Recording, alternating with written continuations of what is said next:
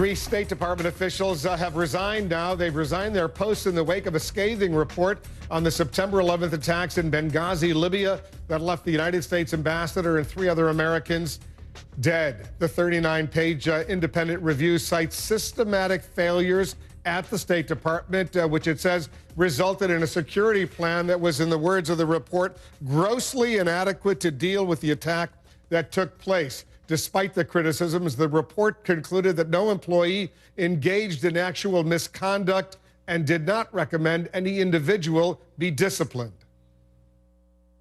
And Arwa Damon is joining us now from Beirut. Arwa, you were one of the first reporters to get to the scene of what happened in Benghazi. You've now gone through this report. Did anything jump out at you? Did anything really surprise you based on your own eyewitness reporting from the scene?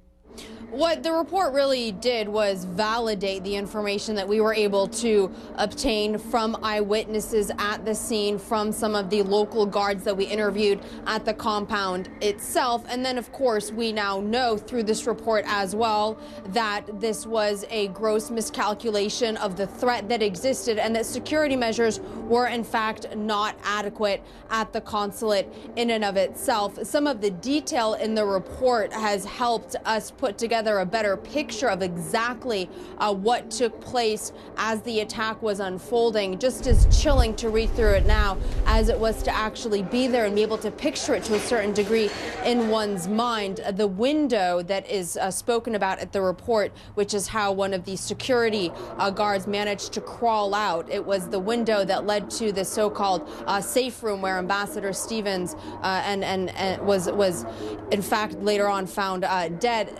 These sorts of details were what jumped out, but in terms of what took place, how it took place, and the fact that there wasn't adequate security, no, that was not surprising at all.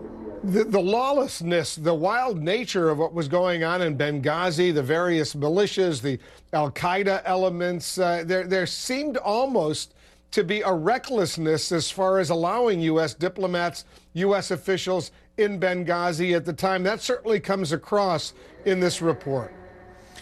And also, at the time that the attack took place, the U.S. consulate was, to a certain degree, the only Western target that existed there, or among the only Western targets that existed there. There had been a series of attacks in the months leading up to the September 11th attack that had caused the British government, for example, to withdraw its personnel. The UN had been targeted there. The ICRC was targeted. They withdrew as well. So, of course, it does beg the question of why did the U.S.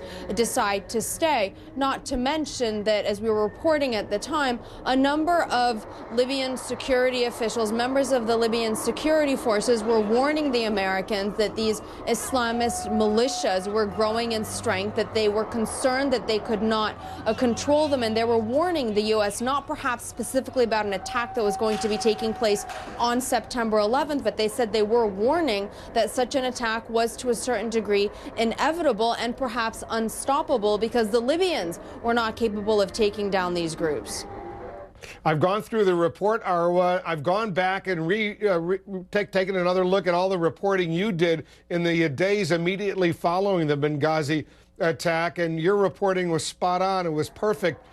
It was all validated by what we see in this final report, even though you got some criticism at the time for reporting what you were reporting by some critics, but your reporting was excellent, as all of our viewers know. Here's the question.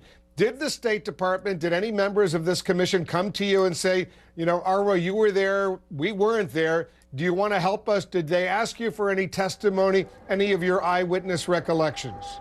No, Wolf, they did not. No one reached out to us. Yeah, I'm surprised that they didn't. I would have thought that they would have wanted to pick your brain as well. In any case, Arwa, good work. Thanks so much. Arwa Damon reporting for us from Beirut. So what, if anything, does this report mean for the Secretary of State Hillary Clinton? Our foreign affairs reporter Elise Labott is joining us now with this part of the story. Elise, the review board said no individual was an actual breach of duty, but who did the panel view as being responsible or negligent, shall we say?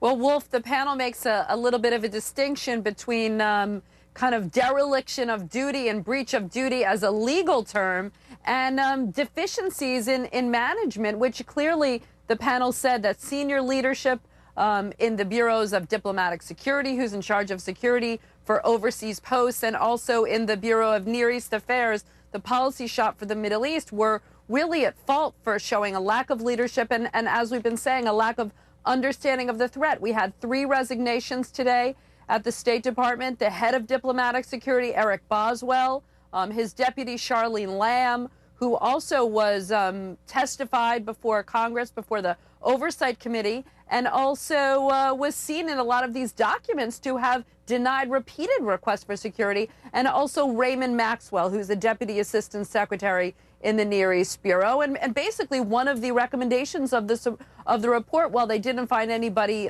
legally breaching duties, they did say as part of their recommendations that management deficiencies should be addressed, Wolf. He certainly did. What about Hillary Clinton, the Secretary of State? What about her role in all of this? Well, Secretary has largely avoided criticism of this. As you know, Wolf, the Secretary will not be testifying tomorrow before Senate and House committees. She's ill and is suffering from a concussion and is resting under doctor's orders. Her deputy, Tom Nides, and Bill Burns will be testifying. But what the panel said is, even though the Secretary has publicly said that she takes responsibility, even in an interview that I did with her and was run on this show, Wolf, she said she takes full responsibility for everything that happens at the State Department, and those employees were under her watch.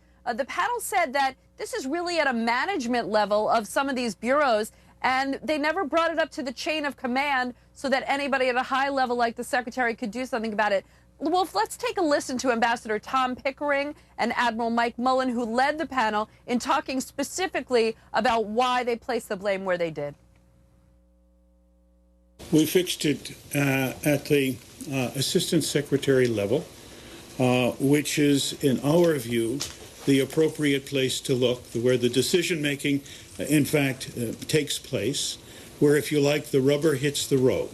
We just found, and as someone who's run large organizations, and Secretary of State has been very clear about taking responsibility here, it was, from my perspective, not reasonable in terms of her having a specific level of knowledge that was very specifically resident in her staff, and over time certainly didn't bring that to her attention. Wolf, and still some members of Congress, particularly Ilana Ross-Layton, the head of the House International Affairs Committee, says she would like to hear from the Secretary, and indeed the Secretary said she hopes to testify before the committee when she's feeling better after the break. She's not feeling well right now. She had the flu. She was dehydrated. She fainted. She had a concussion. What's the latest on her health? How's she doing? Well, doctors say that she needs to have some rests. Clearly, she was going to take some time off for the holidays anyway. So her staff said that she hopes that she's definitely on the mend.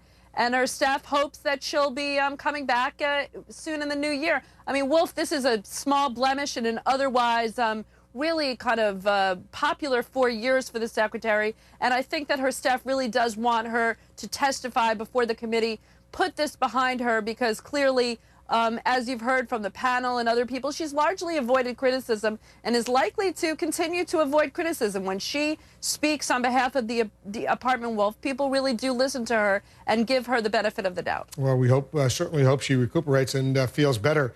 No doubt about that. Elise, thank you. Meanwhile, some surprising new details emerging about Adam Lanza's relationship with his father. Up next, what one source says about the role he played in the gunman's life. And some suggest arming teachers could be the answer in the wake of the tragedy. But could that pose other risks in the heat of the moment? We're going to tell you what one security expert is now saying. Smooths, lifts, defies. Red jars are all the same, right? Wrong. You need 3 uses of a $15 cream to equal the moisturizing power of 1 use of Regenerist Microsculpting Cream. Seems not all red jars are